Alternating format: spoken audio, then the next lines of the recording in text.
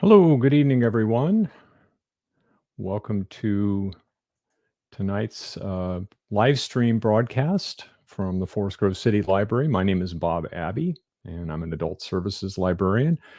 Tonight, we're very pleased to have three guests with us, who I'll bring on in a moment, to talk about poverty, understanding what it is, why it exists, and who it affects. So thank you for joining us tonight. On YouTube. I do see that our Facebook feed may be down, and I'll work on that a little bit later. But for now, we are streaming live on our YouTube channel. If you are watching on YouTube and you don't have an account, you will need to create one if you want to make a comment. And this is an interactive program, so please feel free to ask questions and make comments during the program. We'll collect all of those and then go through them at the end. So don't be shy at all about doing that. You're not interrupting anyone. No one else can see it except me. So it's a great way for you to get those thoughts down while you think of them. And then, as I say, we will convene at the end of the evening to go through some of those comments and questions.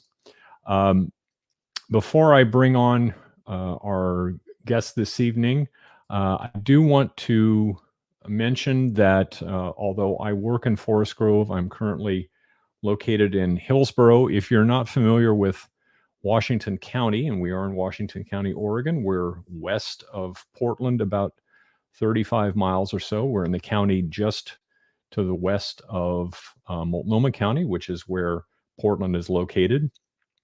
And both Hillsboro, where I am right now, and Forest Grove, where I work, are situated on the colonized lands of the Atfalati Kalapuyans, who are also known as the Tualatin Band of Kalapuyans, who were the first inhabitants of Washington County.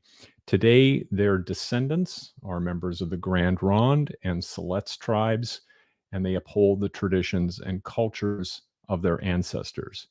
I hope you'll join me in acknowledging and expressing gratitude for the ancestors of this place and recognizing that we are here today because of the sacrifices that were forced upon them. As part of honoring that legacy, their lives, and their continuation in our communities, I encourage you to spend time and learn more about the rich history of Indigenous peoples locally, regionally, and nationally.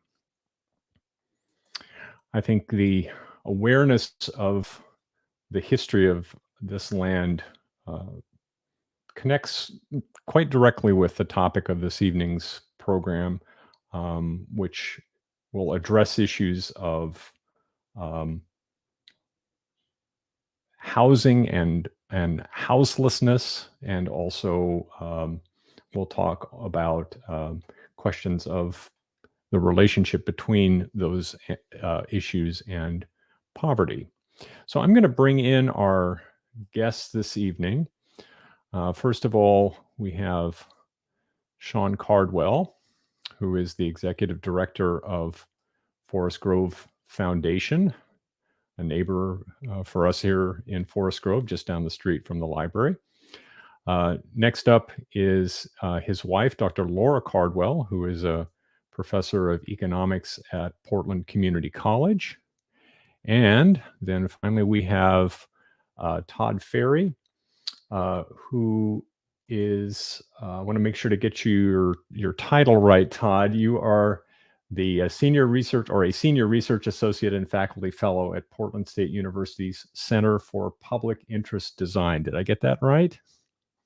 All right. So the format for the program tonight, Shawn will start off and I will leave the stream. And then next up, after Shawn is done, Laura will talk, and then Todd will finish. Then we'll all come back together and take a look at the comments and questions that you've had, and then we will wrap up. So again, thank you all for joining. I'm going to leave the stream, and I'm going to take Laura and Todd out as well. And Shawn, you are on. Thanks, Bob. What a pleasure to be here. I'll also have a little interlude between Laura and Todd's talk as well. It's a pleasure to be here, and just thanks again to the Forest Grove City Library, Bob, the work that he does, and having us talk about poverty, primer on poverty. It's quite a vast topic, and we'll hope to do it some justice by laying some groundwork and foundation. So again, thanks for having us. I'll be looking down a little bit. I know my camera's up here, but I have some notes I'll be referring to, so I apologize for the eye tracking and where I'm at here. Tonight you'll hear presentations about poverty. Our hope is simply to create a place to start a conversation about poverty in our place, our country, our state, our county, our town. There's much more that can be covered tonight than that. So again, we hope that we contribute to a primer, that this is an introduction on poverty. Let me begin by making an obvious statement for myself, for me, that Forest Grove, Oregon, is the best place to live in the world. I believe it. From the stunning natural beauty to the outstanding people and everything in between, Forest Grove is spectacular. I love Forest Grove. Part of my personal story, I attended Joseph Gale Elementary. I graduated from Pacific University. And now again, after some time away, I make my home here with my wife, Laura. I am the director of a local nonprofit, also a small business owner with my wife, and a regular too many local eateries around town. We love Forest Grove. My mom was a graduate of Forest Grove High School. My grandmother, just passing away in 2021, grew up on A Street, and a number of her siblings and family lived up and down A Street. And my great-grandfather, John Van Doren, was a local businessman and the Chamber of Commerce president in the 60s, owning a local ready-mix concrete company, Van Doren Ready Mix, which lived up until recent years, I should say. As a historically poetic twist, this makes sense to me and maybe others. The organization I currently direct, Bob mentioned, it was established in 1995 before I was here in the role as the Forest Grove Foundation. And the poetic twist is, again, my great-grandfather, John Van Doren, literally poured foundations, the foundations of homes and businesses all throughout Forest Grove. Furthermore, I can trace 2 more generations back to the mid-1800s in my family, which places my roots in Forest Grove into the pioneer era, which is marked by a gravestone on Pacific University's campus. As I celebrate 7 generations of family legacy in this beautiful place, I also honor, as Bob did, the tragedy and loss of our Indigenous neighbors and what they suffered. That honor should not be minimized, nor can it be overstated. I thank you, Bob, for making those notes, and I agree. Why do I mention all of this? I love Forest Grove, and I love the motto that Forest Grove holds, which is a place where families and businesses thrive. The way I typically tell my story is one of thriving, as I just did. The family legacy, successful businesses, etc. But it has an underside to it, not just a historical pioneer, indigenous underside, but it has another underside that I don't often talk about. Many memories growing up in Forest Grove was of being in poverty, being poor, of living in a small apartment in Forest Grove with my mom, who is single, and a twin sister. I didn't know I was poor then, but I understand it now. I remember eating cereal for dinner and my mom not eating anything. We were poor. Over those growing up years, I think we eventually would get to a status we might deem as lower middle class or middle class, but only with the hard work and striving of my parents, help from family members, and of course, generosity of dear friends. Again, the reason I say all that is that there's an important difference between thriving, as we claim in Forest Grove, and striving. Thriving means, literally in a dictionary definition, thriving means to grow rigorously. Striving means to struggle, in the same word, rigorously. Thriving is to grow rigorously. Striving means to struggle or fight rigorously. Is Forest Grove specifically a place where businesses and families grow and develop rigorously? Is this a place that we thrive? And without a doubt, the answer is yes. But is that true for everyone? And I have to admit, surely it is not. Our community, like many others, perhaps all others, has an unfortunate underbelly of poverty that can seem invisible or ignored. Tonight, we hope to shed light and bring language and clarity to poverty in this place, in our place, in Forest Grove and beyond. To quote Forest Grove, a quote that Forest Grove librarian Bob Abbey provided tonight is from Matthew Desmond. It says, "Poverty is a dream killer, the capability destroyer, and the great waster of human potential. It is a misery and a national disgrace." That's from a forthcoming book by Matthew Desmond. I agree. It's a dream killer. Poverty does not contribute to thriving, but rather to striving. Poverty is a rigorous struggle. My encouragement tonight, as we share basic thoughts on poverty, as we consider ourselves in this, is to find your place in this story about poverty in our place. Are you thriving or striving? Are you flourishing or are you struggling? Consider those around you, your family, your neighbors, your friends. Is the community around you thriving? Where is compassion needed? What creativity might be possible? Forest Grove is a place where families and businesses thrive, but we should examine in which ways that's not always happening. It may sound cheesy, but we are Forest Grove. We are in this place, in this time together. We are a community. We are neighbors. If indeed Forest Grove is a place businesses and families thrive, we must come together to identify and alleviate the striving and struggle we see in our place. To claim that motto means we claim it together for all. I'm going to invite Dr. Laura Cardwell to share next. Laura is an economist, as Bob had mentioned, and will be presenting the economics of poverty, including laying foundations and definitions and data that will attempt to answer the question, what is poverty? Along with explaining topics such as living wage, rent burden, and other terms commonly associated with poverty. Laura? Thank you, Shawn.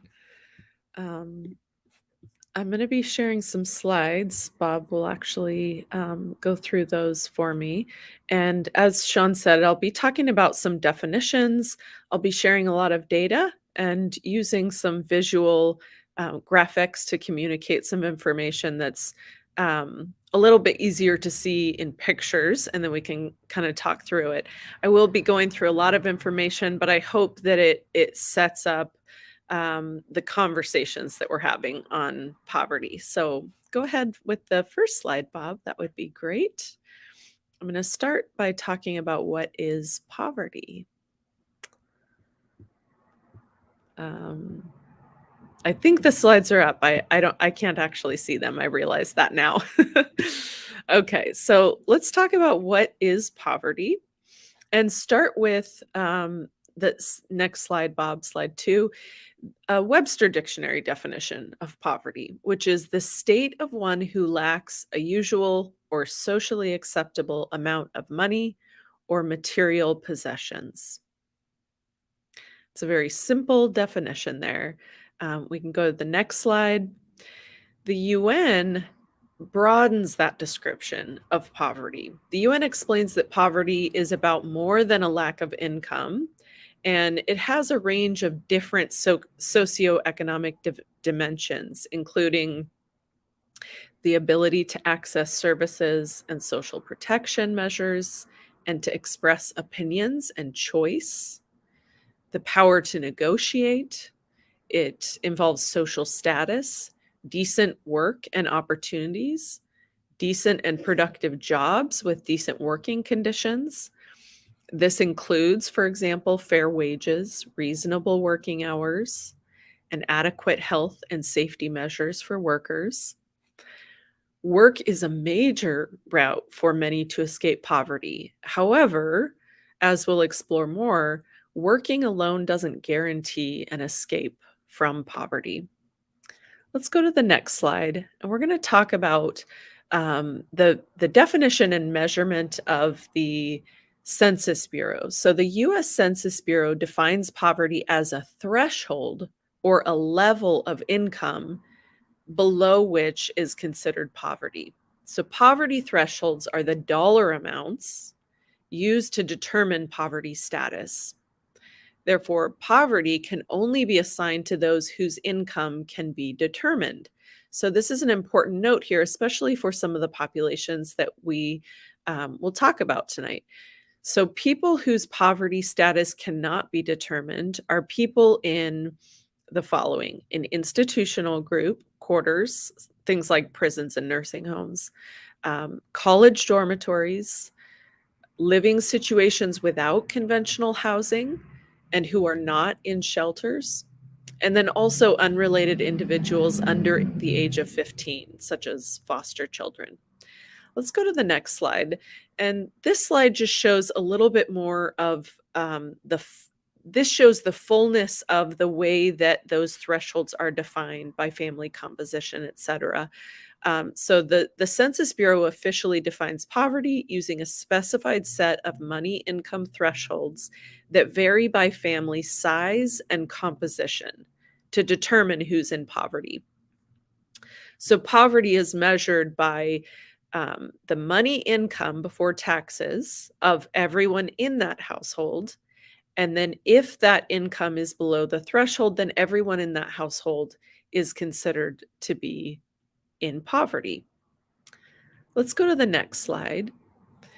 The Department of Health and Human Services poverty guidelines is basically just a simplified version of the Census Bureau's poverty threshold used to determine eligibility for certain programs. So rather than using that slightly more complicated table that we just previously saw, this would be a simplified table that looks at the poverty thresholds to determine eligibility for certain programs and services.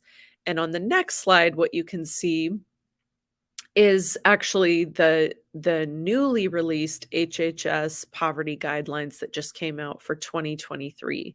So in this table, you can see, a family of one being an individual. That poverty threshold is 14,580.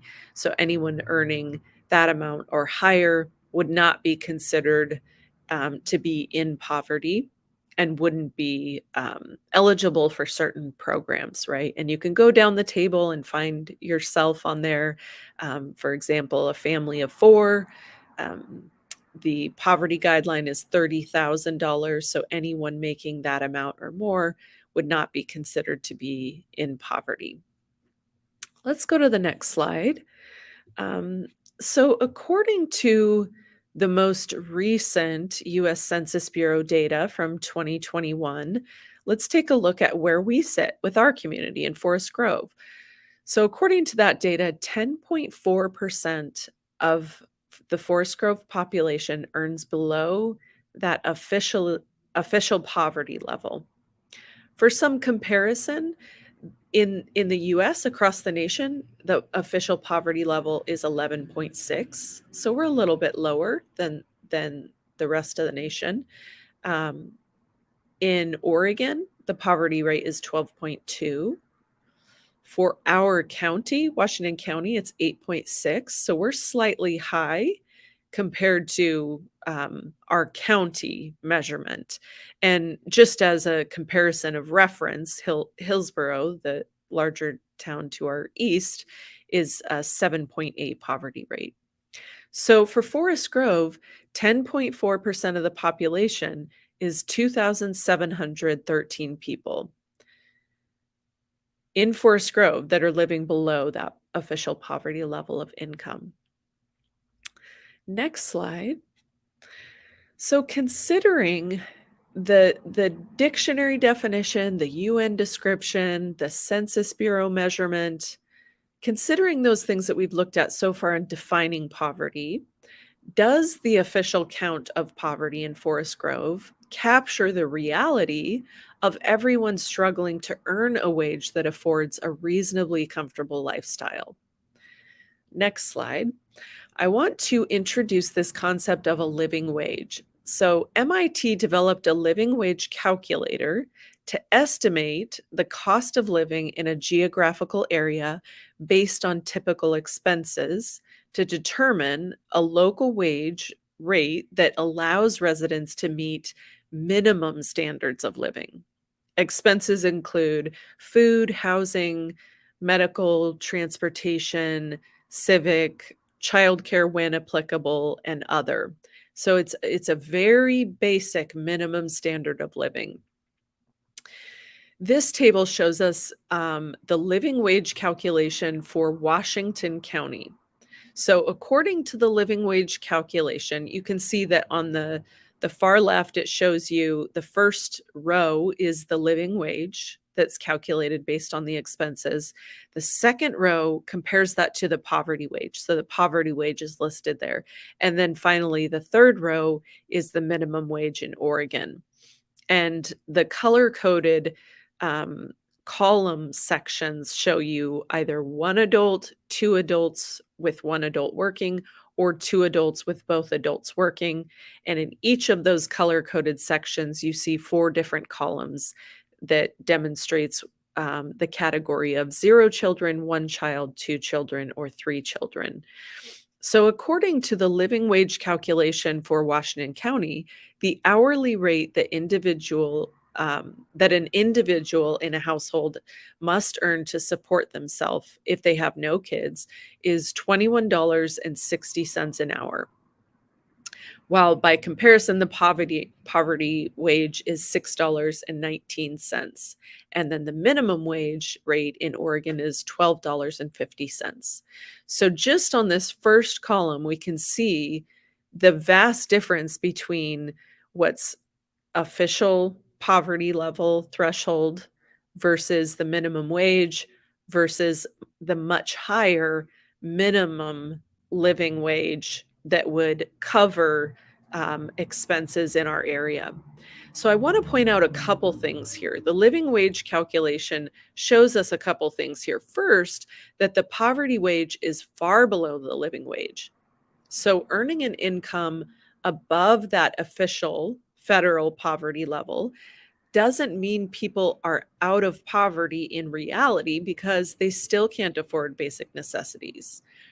However, anyone earning an income above that official poverty threshold, but below a living wage, is living in that struggle but lacks access to many social services and supports because the income is above that federal poverty guideline that determines the eligibility for those services. The second thing I want to point out is that the minimum wage is well below the living wage. And therefore, we can see that an individual or a couple, or especially an individual or a couple with children, whether one or both adults are working, there's no scenario where minimum wage level jobs will support the expense of basic necessities like housing, food, transportation, medical, childcare, etc. Next slide, please. So let's look at a couple scenarios here. We're still looking at the Washington County living wage, but let's start with one individual. So the living hourly wage in Washington County for one individual with no children would be $21.60 an hour. What that means is that a minimum wage worker in Forest Grove would have to work 75 hours per week to earn a living wage level and afford to pay the estimated monthly rent that's incorporated in the expenses here, which is $1,347. And we're going to be seeing a little bit more detail on this later, but that's a very low estimate for rent in Forest Grove. Let's go to another scenario in the next slide. If the household includes 2 individuals and 2 children, and only one adult is working, then that living wage would be $43.27 an hour to cover all of those minimum standard expenses for that family of 4. A minimum wage worker would not physically be able to work enough hours per week to support a family of 4. There's not enough hours, um, in the week. I think it was 100 plus. It was over 100 hours when I looked at that. So let's take a look at the next scenario on the next slide, where it's the same family size, 2 adults and 2 children. But what if both adults are working? Well, the living wage that they would have to achieve is $26.93 an hour. So with both people, both adults working minimum wage jobs, they would each have to work 93 hours a week to support a family of 4. And it's not possible for 2 adults to work this much to be able to support a family of 4 with minimum wage jobs. So we are living in an economy where a person can work 2 jobs and not be able to earn a living wage that affords basic necessities. This means people are forced to go into debt to pay for basic necessities or go without food, housing, or transportation. Hardworking people are forced to choose between necessities like food, housing, childcare, because the minimum wage jobs pay far below the living wage, which is based on those minimum expenses. We often judge those struggling in poverty, seeing poverty as an individual problem. We might say something like, just save money, don't spend using debt. However, we can see in this example that minimum wage jobs don't pay enough to cover basic necessities. So people have no money left over to save. Even worse, they often have to use credit cards to buy groceries. With wages the way they are in the economy, people can work as hard as possible and still never get out of poverty. The stagnation of real wages has contributed to the disintegration of the middle class.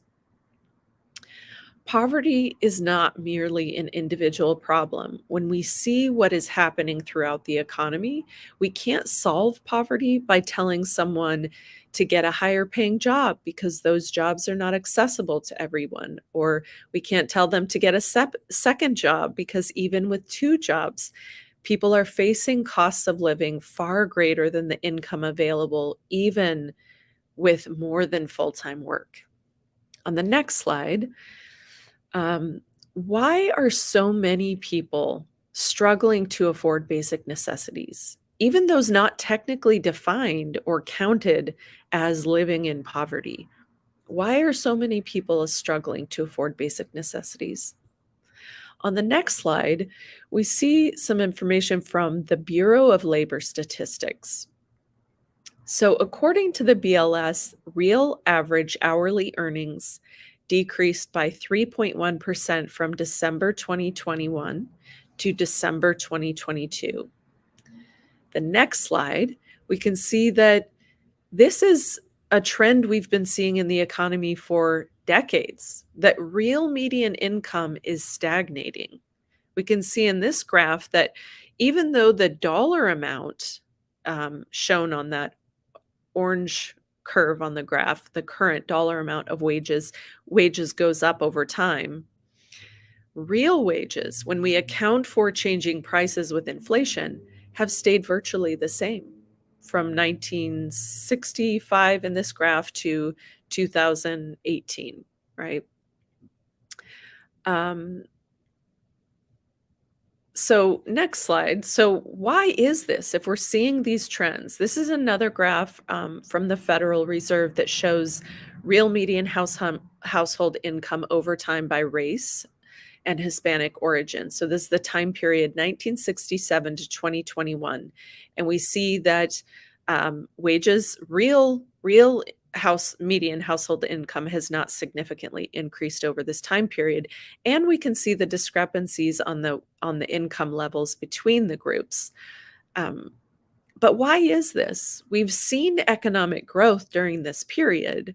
So where is that growth going? Who's getting the entire share of that growth if it's not showing up in increasing real median household income? The next slide, the gaps in income between upper income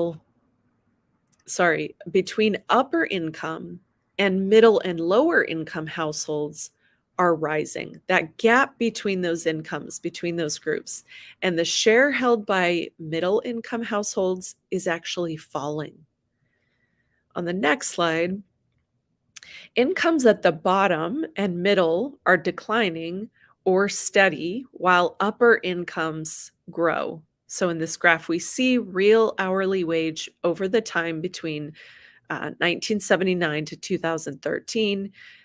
This demonstrates that that very high wage is seeing quite a bit of growth over that time, while the others are not. The middle income and lower income are not.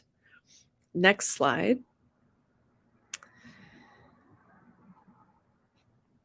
So as we see incomes at the bottom and middle declining or being steady while upper incomes grow, does this matter? And why does this matter? Why does it matter if incomes at the bottom and middle remain steady or decline while upper incomes grow?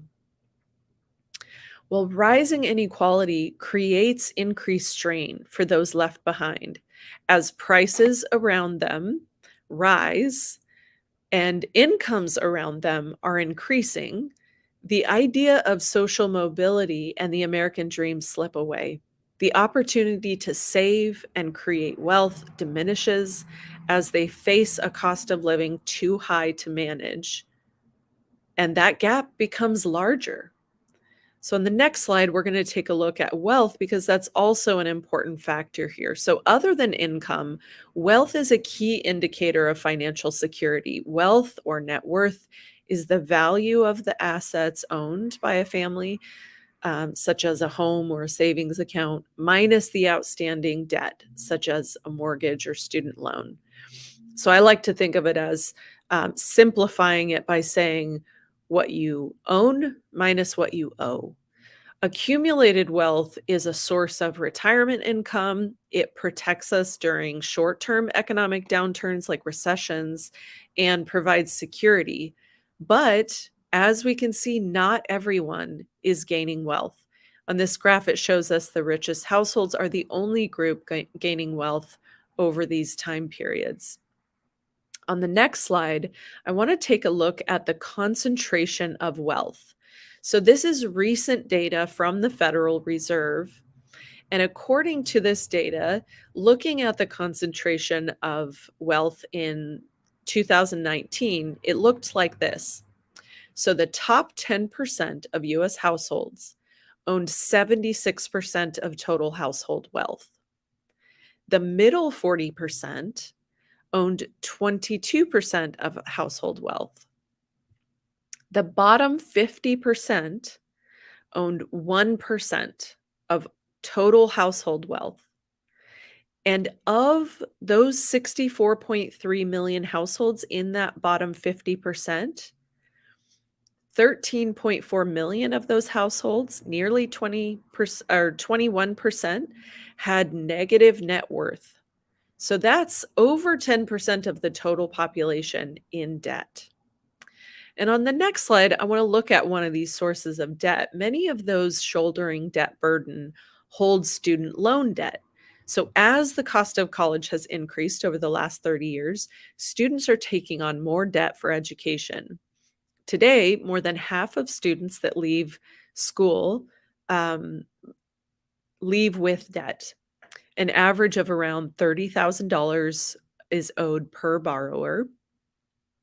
Student debt has more than doubled over the last 2 decades.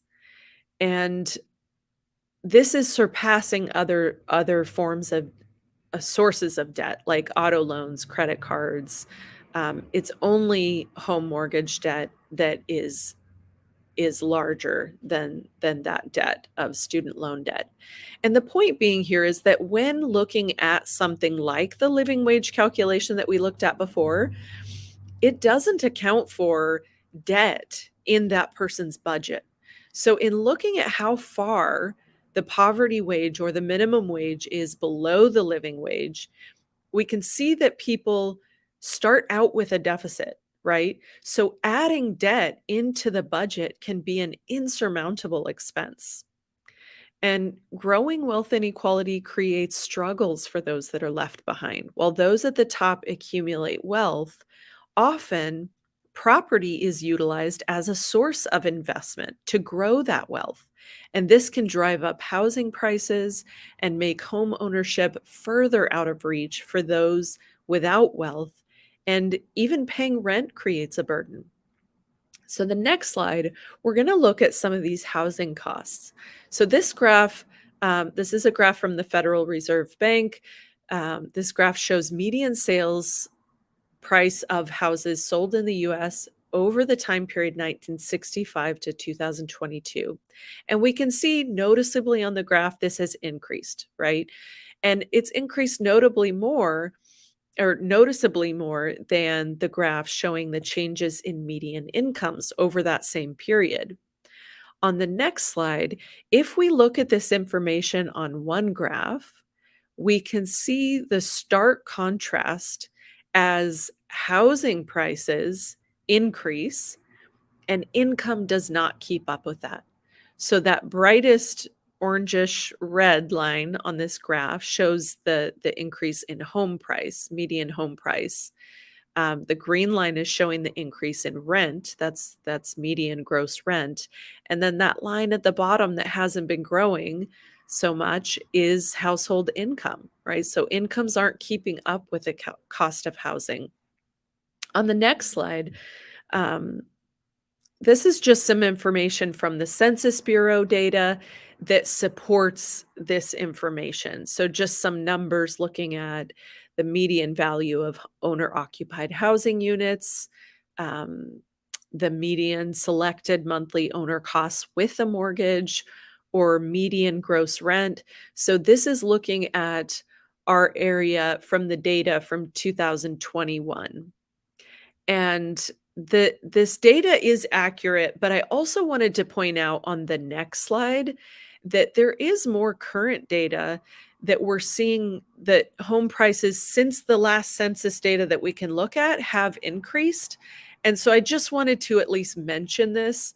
According to Zillow, using the data through December, the end of the year 2022, the typical home value in Forest Grove is $527,653, and that's an increase of 6.4 over the last year.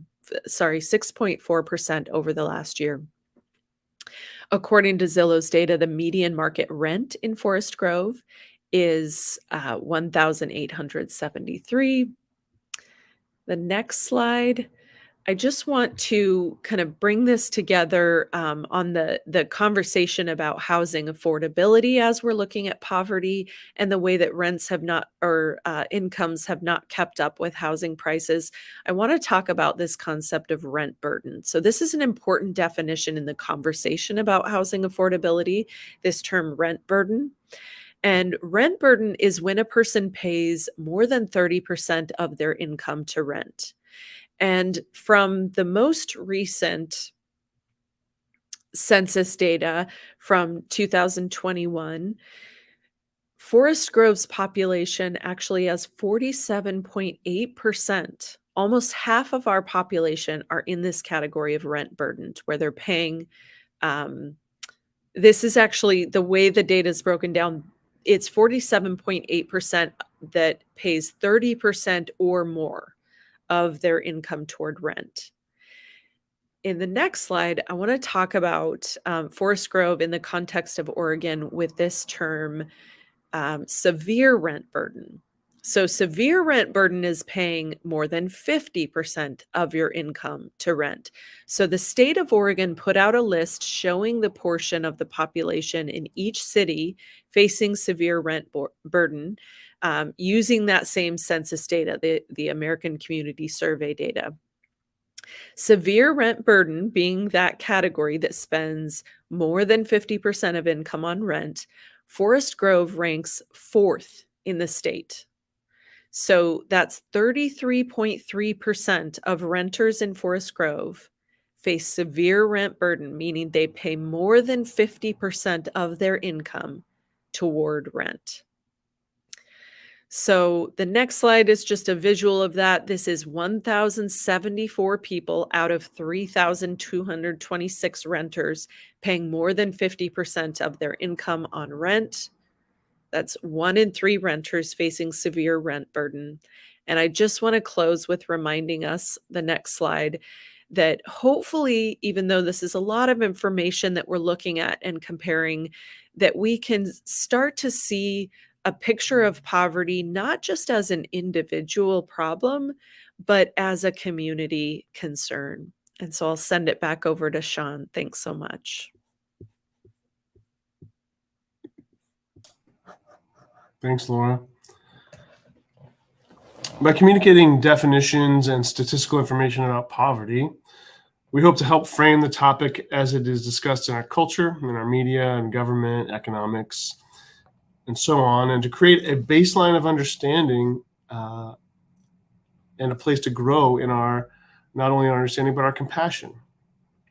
Although it's a lot to digest, data and information, hopefully we can see that poverty is more pervasive than numbers or charts can communicate, both nationally and locally. Those that live in poverty are greater than the governmental definitions can assess. The cost of living, the burden of rent, the increasing housing costs, the realities of crippling debt are easily felt as you experience them on a personal level, but these thresholds of definitional poverty simply don't account for the reality of the lived struggle. It's informative and it helps us understand, but those levels are such that we can assume there are greater struggles than just those individuals. Hopefully we're expanding our view. We are also expanding our view of poverty beyond what can be seen. What might be visible in a community, any community, are low-income apartments or long lines at food pantries or homeless encampments. However, due to circumstances of inequality, it is humbling to learn more people are struggling than we might expect. You can be doing everything right, quote unquote, by having a job, living inside, managing a budget, and yet still be fully entangled in a struggle with poverty in which thriving seems a distant dream. Homelessness, specifically, is an egregious form of poverty and typically might not even show up in governmental poverty numbers. As mere coincidence, the annual point-in-time count will be conducted tomorrow across our nation. That is a governmental mandated count that attempts to survey individuals that live in, quote, places not meant for habitation. Those are tents, condemned buildings, in cars, automobiles, dilapidated RVs or trailers, and those that are also doubled, tripled, quadrupled up in homes. This count occurs nationwide each year at the end of January, tomorrow. The point-in-time count helps in some ways understand the scope of the homelessness issue, but is also known to undercount those individuals struggling in this way. Specifically in Forest Grove, to help grow our understanding and compassionate response for the homeless population, we at the Forest Grove Foundation that do work with homelessness outreach as a non-statistical undercount, but based on our experience of those living in encampment, those that living in encampment homelessness might number between 100 and 120 in Forest Grove. Not statistical, just anecdotal and experiential. I personally would maybe double, potentially triple that number to include others that are difficult to see. Those that living in cars, those are double, triple, quadrupled up in homes. It's nearly impossible to put an accurate number on it. And again, it is not easily seen in the poverty data, sometimes never counted in the poverty data, homelessness. However, those struggling through homelessness are a small number compared to the greater poverty measurements for our place. Again, maybe we'd say 300 people homeless in Forest Grove, but nearly and probably over 3,000 people are living in poverty here in a town of 26, 27,000. Again, we hope Laura's presentation helps grow our community compassion for those suffering in poverty. If nothing else, simply by our awareness of the sheer number of people living in poverty in Forest Grove. And in general, we hope to expand the perspective that poverty is not a them problem. Those in poverty are us, a large number of them in our place, those us's. Poverty impacts us all. Next, I'll kick it to Todd Ferry, again, friend and professor at Portland State University, co-founder of the Homeless Research and Action Collaborative. Thank you so much, Shawn, and thank you, Laura, for that wonderful work. I'm going to share my screen here. For a little more context, I'm an architect, and I'm based at our Center for Public Interest Design within the Portland State University School of Architecture. And we operate a lot like a nonprofit firm. We take on real-world projects that are deeply based in participatory design. So I hope I can shed a little bit of light on, briefly touch on a complex issue of how some of these issues that Laura and Shawn have talked about, maybe how we see them manifest in our built environment, and hopefully provide some hope and some of where we might go from here. It looks like maybe my screen isn't sharing, so we'll do this.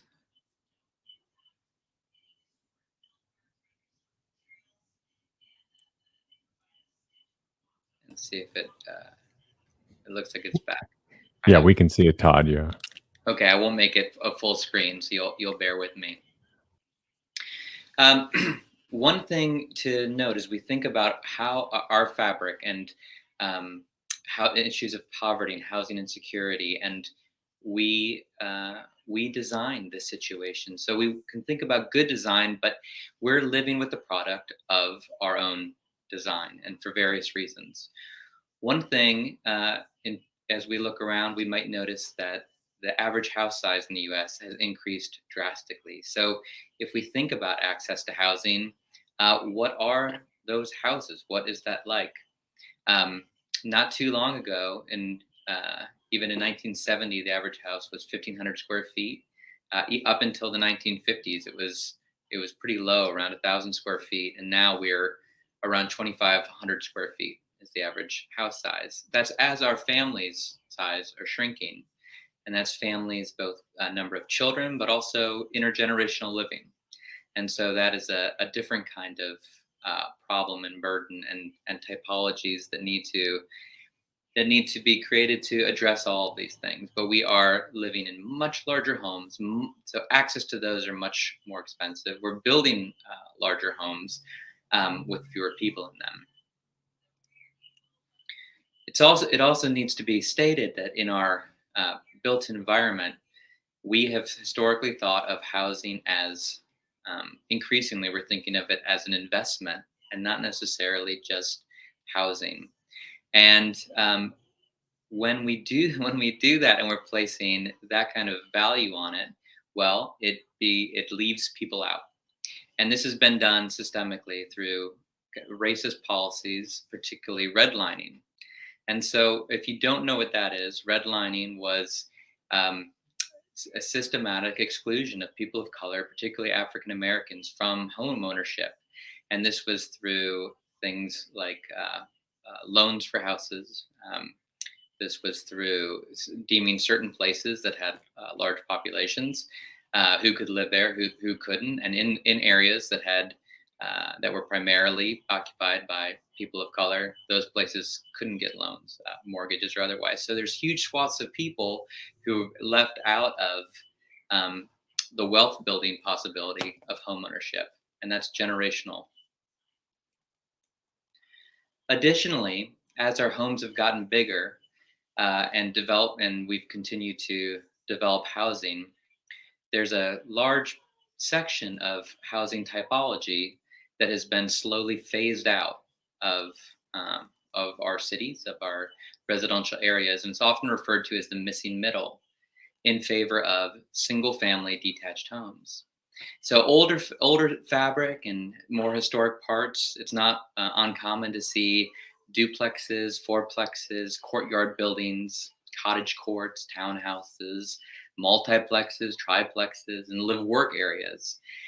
There's so much we could talk about in these areas in terms of changes to zoning, in terms of the economics of the building industry, but ultimately a lot of the push to move towards single family and exclude these was essentially creating invisibly gated communities. It was a desire uh, live next to people who could access housing like you with a certain amount of wealth, exclude others, and this ultimately resulted in fewer homes, fewer people in areas, and you often want people, you want denser fabric for the sake of being able to support local small businesses. If you like the idea of having a coffee shop around the corner, well, then you need a certain number of people living near you in order to be able to visit that coffee shop.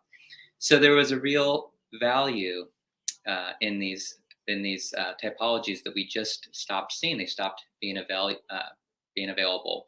So housing gets bigger, smaller units become less common, and as we heard from Laura, the ability to access any of it has diminished.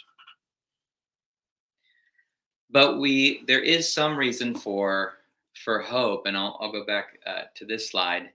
And recently, in the last few years, Oregon has passed House Bill 2001, and that is significant because it opens up the possibility for much more of this kind of missing middle housing, such as duplex, triplexes, and cottage clusters in what was traditionally single family homes, with the recognition that we need a diversity of housing to support people that can be more affordable to build, more affordable to rent. There's any number of reasons for this, of why it's really important for this not to be segregated out in different areas. But one of the most important is access to schools. And so we have a very perverse system of funding education in this country, where we fund schools based on property taxes. And so wealthier areas have better schools because they're funded that way. And of course, we need to make it, if that's going to be our system, while we work to change it, and I think that we need to make access to those schools available by having units that are affordable. Some things that we're seeing increasing with the change of House Bill 2001 that basically advocates for more housing choices and makes it any city over 25,000 people, which includes Forest Grove, which I think, as was mentioned, is around 27,000 people, can start to add these units with more people and start to think of lots differently. So that includes accessory dwelling units, which are smaller houses in backyards. There's a lot of programs all over the country where we see those, and those can be an incredibly useful tool to both live intergenerationally, support people as they age, but also be a potential income to allow people to stay in place longer. Cottage cluster housing is a typology that is allowed in House Bill 2001, which creates communities, smaller houses, but with all the benefits of homeownership. And those who have lived in them often talk about the strong community atmosphere that's part of these. This one is in Portland, and it's called Cully Grove by Orange Spot developers. And what we see is a kind of different approach to how we develop. And I would find it hard to believe that someone would be opposed to these kind of things in their neighborhood, but it is a denser number of people than traditional single family housing. Interestingly, we're also seeing creative solutions like this and recognition that maybe we live smaller in response to homelessness.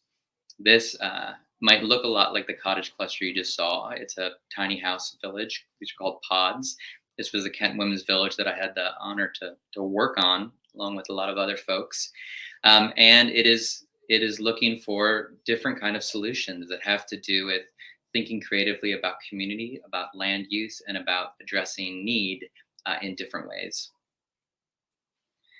What we see a trend that we're all aware of how we might think about living minimally. Of course, tiny homes are something that we now see on HGTVs.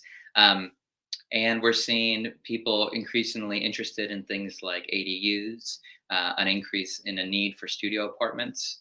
Um, and we're seeing a lot of different typologies that are being explored, both for those who are seeking an alternative form of housing and a need for alternative form of shelter. As we create these, as we think about missing middle housing, as we think about opportunities from House Bill 2001 and how to create affordable housing, we need to keep in mind that a lot of progress is being made and a lot of funding is being put toward this, notably in Metro Bond on affordable housing. But Metro's recent study a few years ago noted that we're about 48,000 affordable housing units short of what we need. And so there's a need to be working and working quickly. And when I say 48,000, that's how many units we're short in the metro region. So basically a whole city worth of affordable housing is needed. And so we see things like this, such as the Clackamas Veterans Village, which is not housing. This is alternative shelter. But there's starting to be an exchange of creative solutions to the need that we're facing. These villages are things like that I often work on, and these are what those pods look like. They are thinking about the same things for housing and for shelter in new ways. Some areas that I'm excited about is, while we think about the whole realm of addressing poverty through housing, through shelter, can we start to think long term when we know that the solution to homelessness is housing, that often housing is a crucial part of generational wealth, or at least security over long term, and we need to address homelessness now? Can we start to think about ways that we really leverage those realities for maximum impact? And a model that I'm really excited about is being approached by the Afro Village. And Afro Village is a vision as much as it is a project led by Laquita Lanford. And she and her group are proposing that we start to create villages and alternative shelter by looking at houses as a common building, maybe adding pods to support people while they use the house for things like gathering, kitchen, bathrooms. But at the end of a period of shelter, say 5 or 10 years, that it's serving that purpose, that investment in the shelter then turns over to Black collective ownership, right? To acknowledge and address this kind of historic disenfranchisement that's happened. And so what this is doing is it's looking at hitting on several of these topics that we're discussing, but it's trying to bring it together with the long-term vision of how do we make housing and ownership accessible to more, particularly those who haven't had access to it. Another example that I think is something we should be thinking about throughout all relationships of where we're thinking about alternative shelter in general, when we're trying to get toward housing, is can we start to think about this as an investment towards subsidizing more traditional affordable housing? So what you see on the left is the Kent Women's Village that you saw earlier, and on the right is an affordable housing unit designed by Holst Architecture that took its place for permanent affordable housing. Now, in this case, these things weren't on the same timeline to be aligned, but you could imagine a scenario where the infrastructure and the investment, one prepares for the next, whether that is through social capital and the people that are moving, but also through the capital costs and the investments of the site. So these kind of things I think will be exciting moving forward. And also I think we can think about how to do affordable housing on a larger scale better. This is Rockwood Village. This is one of the first affordable housing units that was funded through Metro's affordable housing bond. This was designed by Wechter Architecture. It was the vision of community development partners, and Hacienda, our center, had the opportunity to support it through something called asset-based community development. And what ABCD, asset-based community development, means is that often affordable housing is thought of as it has a perceived deficit, that maybe the people are a problem, or that the units are going to be an eyesore, that something's coming in and it is deficit based. But asset based community development says that what is coming in can be a huge asset. The people can be a huge asset. And let's identify the assets that are in the region that can support those folks living there. In this case, in the Rockwood neighborhood of Gresham, there was a lot of neighborhood impact, social services. And what you see, the wooden building in front is a community center open to the residents at this Rockwood Village, the affordable housing that houses 550 people. There's a park in the middle of it. And we've done other projects with this kind of thing that have resulted in having an area that didn't have a preschool have a Head Start program incorporated into the building. And another building that we had a community kitchen that serves the broader community, both inside the building and outside in it. So I think that what we want to do is continue to think about and embrace and get excited about having a variety of affordable housing projects and typologies introduced into our communities, because it makes them richer, and it can come from an asset-based perspective. All right, I'll hand it back over to Shawn. Thanks, Todd. Todd highlights some systemic challenges and in which creativity and design creativity may help alleviate the struggle or the suffering due to poverty. If Forest Grove is a community in our county and our state, if we're a community that hopes to thrive, implementing creative ideas will be absolutely needed, and needed everywhere. At the individual level, the neighborhood level, educational, governmental, nonprofit, faith-based, on and on. We'll need creative solutions and creative ideas. Coupled with our flourishing compassion for the issue, to see our entire community grow, thrive, flourish. We hope Todd's presentation inspires you in considering the opportunities and the imagination that might implement itself here in Forest Grove. And a concluding remark simply is that I'd like to return to my original thought.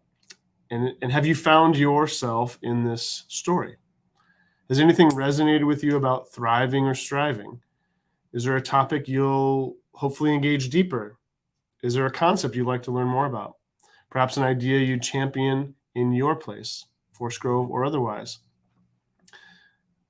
We hope we've started and created a primer for this discussion. We look forward to your ideas and questions if you have them, and we really appreciate being here. Thank you.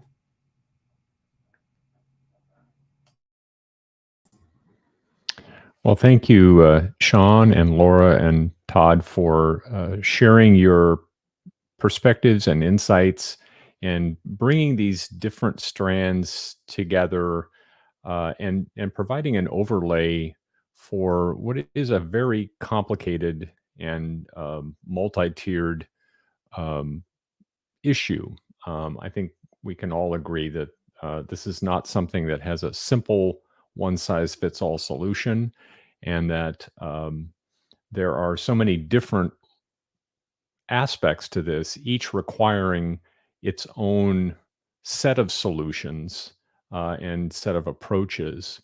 I want to remind everybody who's watching to please take this opportunity to post your comments, ask questions.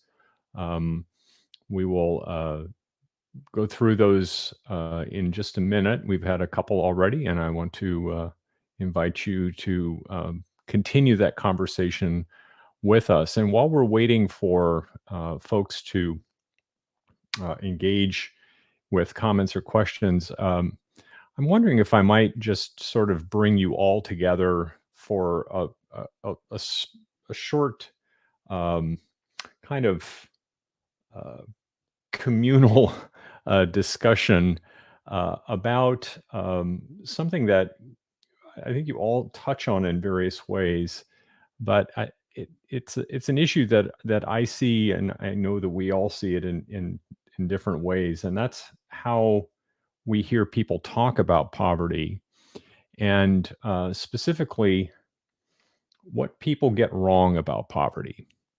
And I'm wondering if you can maybe each of you talk a little bit about what you hear in the public discourse around poverty or homelessness that people continue to get wrong, and maybe even talk a little bit about why they continue to get it wrong and what do you think it might take to correct those misconceptions.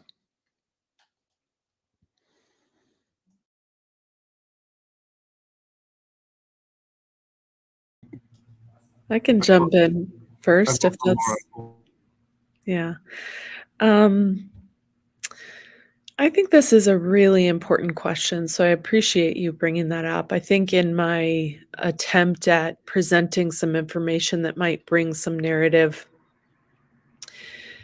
in the back of my mind, I think one of the big things that I wanted to make sure that I was supporting, communicating is that it is not an individual problem. I do think that that is something that people, time and time again, say and believe and think, and I'm not immune to it. We all grow up in a society that we receive certain messages, and we receive messages from a very young age that we live in a place of social mobility, that we live in a place where you can strive for the American dream and have some secure, stable life with access to basic necessities. And that's just a fallacy. I think it's not helpful to keep promoting this idea. If we were to look at social mobility in places, in countries that have far more equality than we have very high income and wealth inequality here.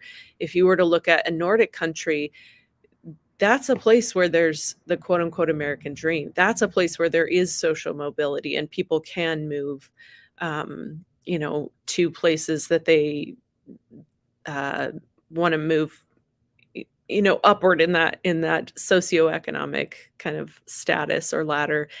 And I think the other thing that I would say people often get wrong is, not only is it not an individual problem, but it's not someone else's problem. Um, Poverty and income inequality affects all of us.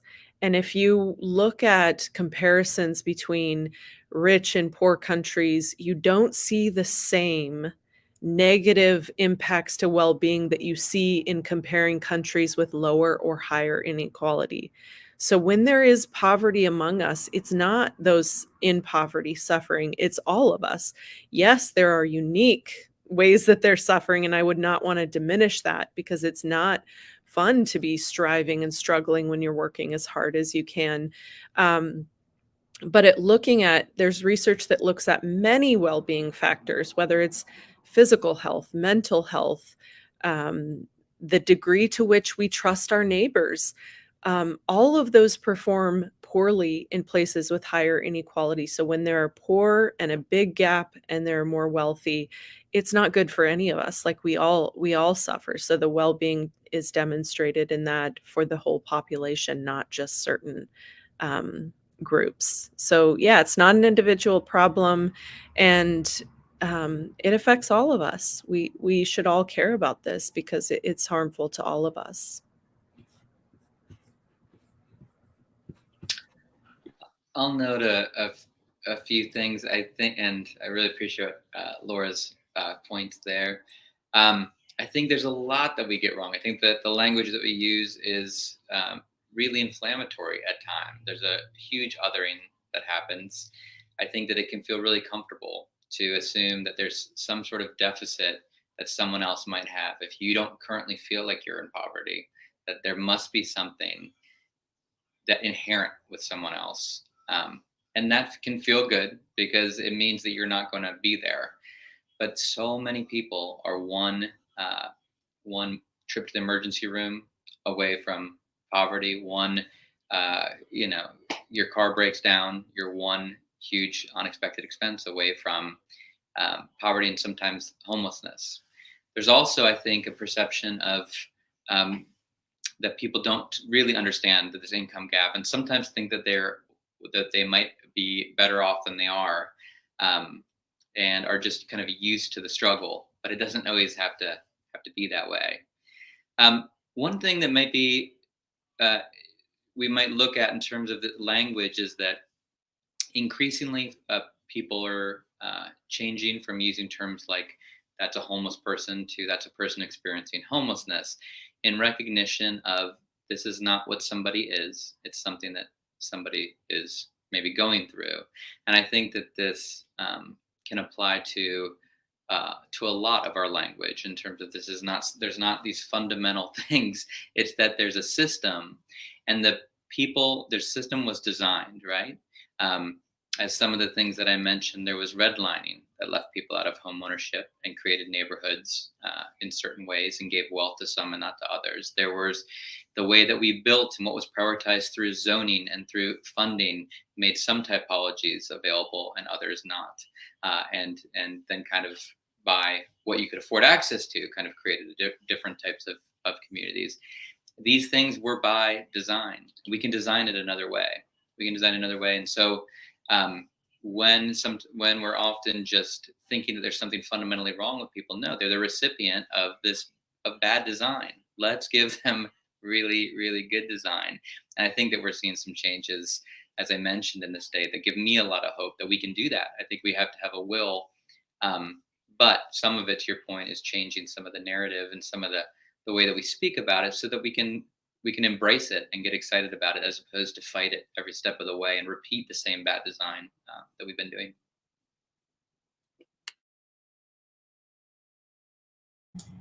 Those were great answers. I can pass if you want to move on, Bob. I'm happy to say too, I think some of the things that we get wrong in general, I really agree with these. These are massive ones, but that maybe we can't do anything to help, that there's nothing to do, or that there's no way to make a difference. And there for surely is a way. Often people say and I think I don't want to shortcut another question, but simply sharing our concern or our perspective or our compassion or our sandwich or whatever, just sharing something of ourselves, engaging the conversation. And I think we get it wrong by saying it's someone else's problem. It's really my appeal tonight is that, at least from a Forest Grove centric perspective, it's all of our problem. We can all participate. And the problem maybe is a little greater than we think, because there's thousands of people in poverty in Forest Grove. And that's hard to wrap our brains around, those kind of numbers. We might not know thousands of people. So for surely we know some that are in poverty, and we can make a difference. We can have conversations about it. We can engage. We can help. We can advocate to the city council or to the county board. There's lots of ways to engage.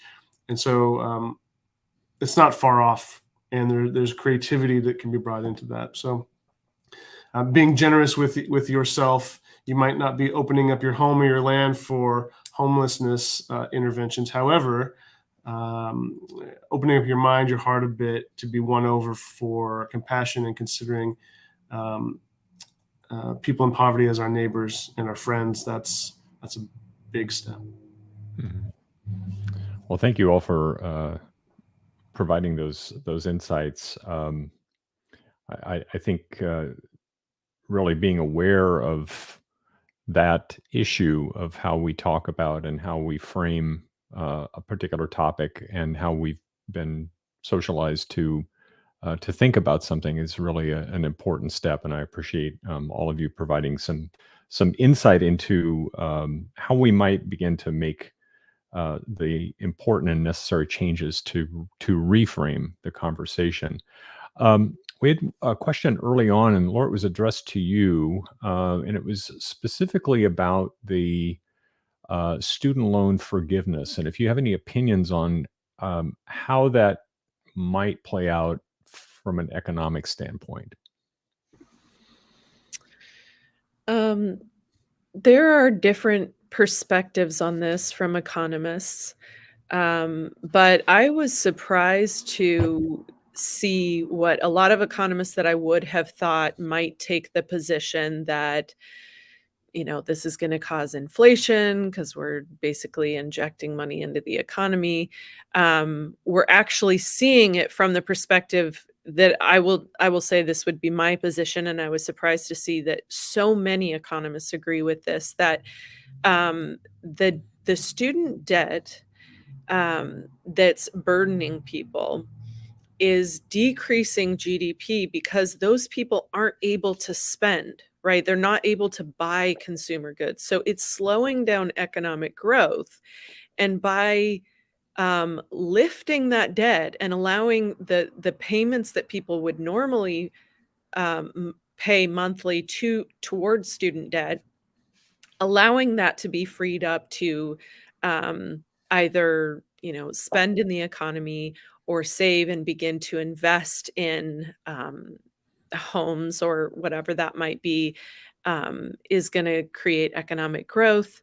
And I think it's a great idea because the amount of student debt that people are burdened with at this point is not preventing them from um, choosing between, whether they're going to buy like luxury goods or something and splurge.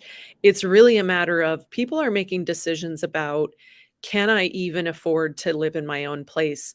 Can I afford to have children? Like things that are incredibly important decisions that have to do with what contributes to our human capital and social capital in our economy. So I think it's a huge drag on economic growth, and it's not helpful to have that student debt. So any student debt, student loan forgiveness programs, I'm pretty generously supportive of and think it would be beneficial. Thank you. While we wait for more questions, and we've got one more that I'm going to hold off on for just a second.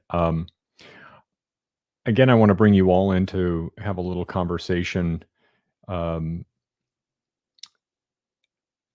not sure how to ask this question other than to just come right out and ask it. How did we get where we are? How did we get to where we are in 2023 with the number of people who are experiencing homelessness, with the housing shortage, with wages where they're at? At some point, it seems like someone would have seen this coming and might have done something a little differently, but yet here we are. And what was the path that got us here, and how do we not repeat that path moving forward?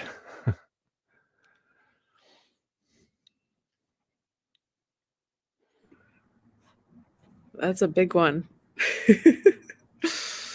We're here for the big questions, right? Yeah, it's such a good question. And I think part of I'll maybe just take a stab at one aspect. I think any of us might be able to contribute aspects of that, because there are many causes and we didn't get here overnight. So it's not going to change overnight. It's going to take many creative solutions addressing many aspects of where we're at if we find an issue with where we're at. And I personally do. I want to live in a society that, secure, stable work and affordability of necessities is not a net under which we fall below. Like I would like to be in a society where that is that's the standard, that's the norm. When you ask that question, I don't know what to tackle first. I think about housing, and I think about some of the regulations that were repealed in the financial industry in the late 90s that allowed financing to happen the way that it did, that led to the previous financial crisis with the housing bubble in 2008, 2009 time period. I think of the way that, whether we believe in government involvement and support or free market economy or whatever it is that we would fundamentally agree with, one thing I think we need to admit to ourselves is that regardless of our position, the government has a very unique role in our economy. unique to itself and no one else.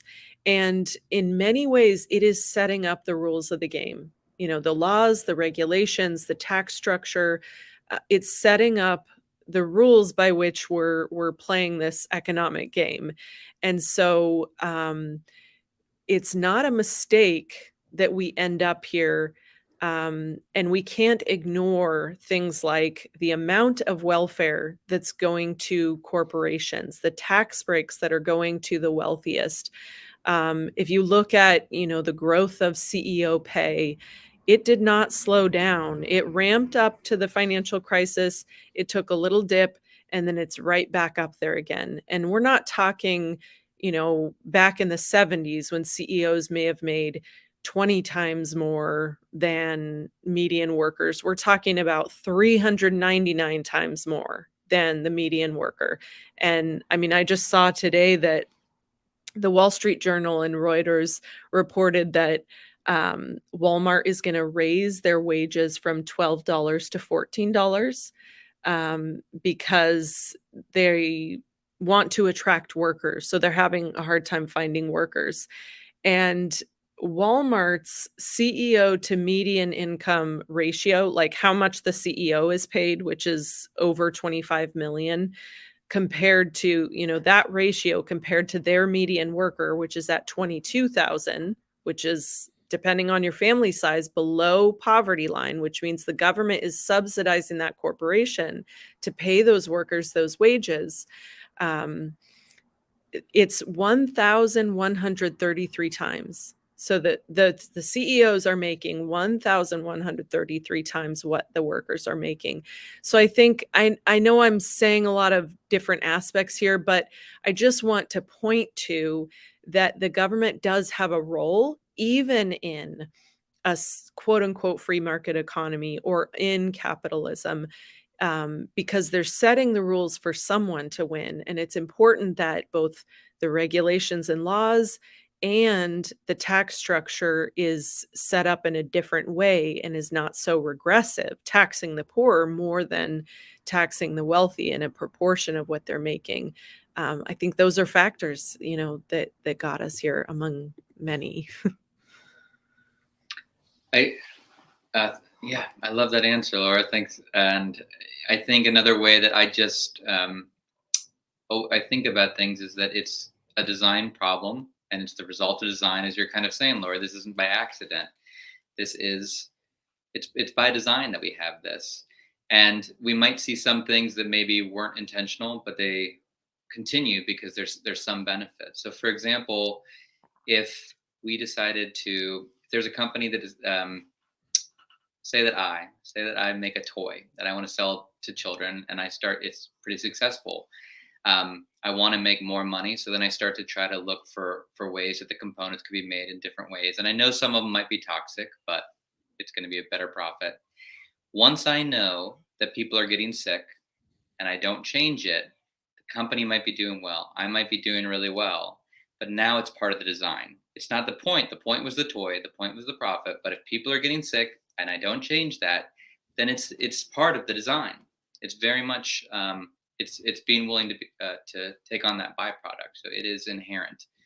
We can make different choices in terms of, because when we talk about poverty, we talk about housing, affordable housing, homelessness. All of these things go together. One thing just to note is that as homeowners, if you have access to it, which has historically been wealthier people, white people, etc., that's, you own a home and you get tax deductions for that. You are subsidized for being a homeowner.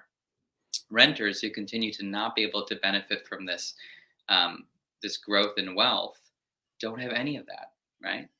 And furthermore, because as we continue to think of housing as, instead of a human right, we think of it as an investment, more and more housing is going to under the umbrella of investors, and fewer then are available for ownership, and it changes the economics of all of it. I think we need to just really carefully think about what we're saying and what we mean by that. But all of it's not accidental. It's all by design. Maybe I'll just add simply yes to those things. We shouldn't probably exclude historical systemic racism and things like that also got us in these places. But at the very micro local level, I think societally, culturally, individually, we've stopped neighboring well. We've stopped getting to know our community well. We've stopped considering the depth of what it means to be in a place and make deep and significant investments relationally as well as economically. And I wouldn't point my finger at anyone that would be that, but in general, our culture has become so individualized and so me-centric that knowing your neighbors, knowing your community, understanding the issues that your neighborhood or even your family are going through contributes to a lot of this, because then it's easy to other and dehumanize those that are outside of from in front of my face. And I think that's a major contributor, this selfishness that permeates through the generations and isn't helped by some of the things that both Todd and Laura mentioned. Getting to know your neighbors could make a major difference in any community. Mm-hmm. Well, Shawn, I think in your answer you touched on a question that Jenny had asked, which is a follow-up to the question I asked. And she says, I wonder about how we got here in regards to income equality, but I also wonder about how we got here in regards to the hatred towards people living in poverty and homelessness. And I think it's a really very insightful question. How did we get here? And again, it would seem to suggest, Todd, as you say, that this is not it's a feature, not a bug, right? And that this is part of our sort of national mythology about how we think about the poor, how we think about people who are different than we are. But I'm wondering if you, the three of you, would like to add anything to that. How did we get here in terms of the just strong, passionate hatred that we see and hear on a daily basis towards people who are living in poverty and homelessness? I'll just jump in on part of that. And for good and right reason, many people hate many aspects of the way in which people struggle through these things. People hate substance use disorder. People hate mental health challenges. These are not good things that we should be hating, but those are things and not humans. And so somehow there's a transfer between, I don't like that person doesn't have enough money to get food and they're asking me for that, or that they've engaged in drugs or addicted in some way, or they're struggling with mental health. There may have we all have histories with this in certain ways, and we start to not like the things that have hurt us. And so we have an ability to push that out, to project that out. And then we start hating people that are struggling through the things that might've hurt us or that we have passion about. And so that's a perspective that I see, that I have, I go through myself and try to check myself on, but it's very, I think that's very pervasive. I see that and hear that a lot. And simply empathy and compassion is what counteracts that. To consider someone struggle is not who they are. And so they are struggling through addiction. Okay, so what? Now what? They're struggling by living outside. Okay, so what? Now what? They're still humans. They're still going through something very, very rough. And it's usually rooted in deep pain, trauma, loneliness, mental health, all the things. And something about those cocktails of challenges really can set us all off in our own way.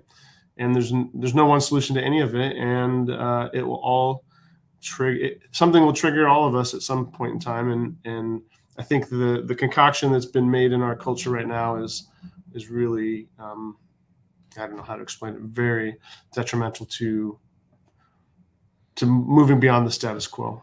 Mm-hmm. Mm-hmm. Yeah, I think that so much of that's true. I think that people are exhausted and hate homelessness, and that turns to seeing homelessness, and that turns into maybe seeing people experiencing homelessness. And same thing with poverty. I think that there's probably I I think so much of housing and zoning code and the way that the markets work and where people desire to live has to do with othering yourself and getting into a position where you feel like I'm buying my way into an environment that I want to make a certain way. But it's increasingly hard, and people want to buy themselves out of seeing poverty and get really angry when they do. It's particularly because increasingly people are close to it themselves, and it's hard to admit and it's hard to face. And that as that threat approaches, then you start to resent others, right? Hmm. So I think that there's just a lot there. Yeah, there's a lot we could talk about with it. And another thing, increasingly I understand that there's just an exhaustion where people feel like nothing's being done. They're seeing homelessness increase. There is actually a lot being done. There's a lot being done.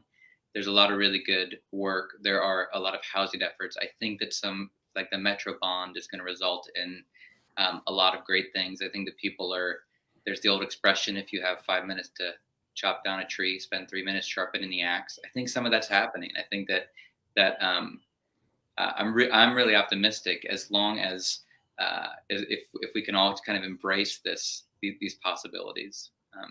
Mm-hmm. Mm-hmm. Those Laura, are thank really you. great. Yeah, really great answers. The first thing that came to mind when you asked that question, I had a couple friends recently recommend a book to me called Lost Connections, and it's about mental health, and it's the social science research. So looking at the society we live in, what contributing factors to mental health, and one of the things that I was reminded by in that book is they referenced some research on more unequal societies and less unequal, like the measures of inequality, like societies that are more unequal and less. And that there is this aspect of competition that is very fierce in a more unequal society. And if we look at, some of the stuff that I was showing tonight, we see that inequality has grown in our country. So we're grappling with functioning as a society in a different way that's become increasingly competitive. And I think that myth of social mobility in our country is not helping that, because it's easy to feel not only angry, but blame someone for where they're at, because we've been conditioned all our lives that we should be able to move up that. And what I mean by social mobility is your parents' income level determining the income level that you are in as an adult, and whether you can move from that. And anyway, so that one of the things that the study referenced about the competition in societies with more inequality was around the way that people overestimate their abilities. So when you're in a competitive environment, you tend to overestimate your own abilities or your own assessment of yourself, which makes sense, right? Because you're telling yourself in that competitive situation that you're good enough, you're going to win, you got to do. And so I think that contributes to the way that we see other people, is we might be overestimating what got us to where we are, because I know that I worked hard, but that's not why I am where I'm at. But it's easy to think that. It's easy to think that my neighbor is where they're at if they're on hard times, because they didn't do something about it, because I worked hard, so it got me here. So it must have been, that hard work. So I think that's part of it as well. Mm-hmm. Mm-hmm. Well, one of the things about a primer is that it is an introduction. And as I said, this is really the first of what I hope to be several conversations around various aspects of this topic. And as we wrap up tonight, I have seen a couple of questions, and I think they do tie together, and maybe a good way for us to wind up and close out the evening. If you could issue one piece of advice to folks who are watching about what they can do, one thing that they can do that you haven't already talked about tonight that would make a difference, either in their neighborhood or with local government or with their family, what would that be?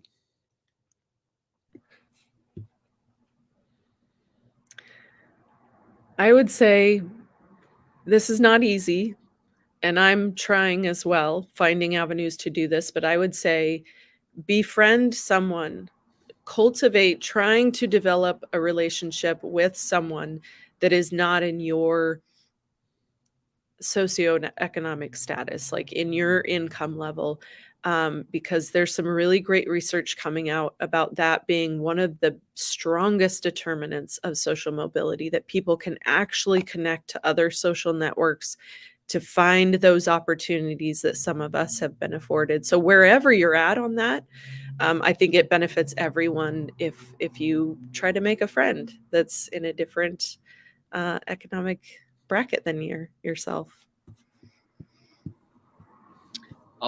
I'll follow up on that to say that yes, that recognizing anyone around you as being a friend, a potential friend, as a neighbor, and that's going to include potential changes to the potential new neighbors, right?